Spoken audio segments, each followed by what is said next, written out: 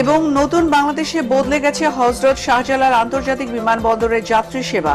সহজেই মিলছে লাগেজ, সচল হয়েছে ফ্রি ওয়াইফাই ও টেলিফোন সুবিধা।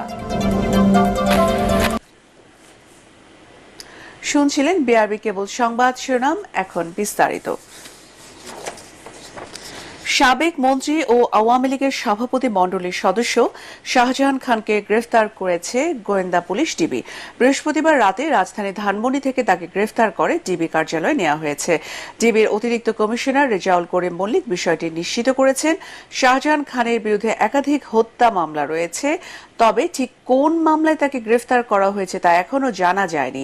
শাহজাহান খান মাদারীপুর 2 আসন থেকে টানা 8বার সংসদ সদস্য নির্বাচিত হন। এছাড়া পরিবহন সেক্টরে প্রভাব খাটিয়ে চাঁদাবাজির অভিযোগ রয়েছে তার বিরুদ্ধে।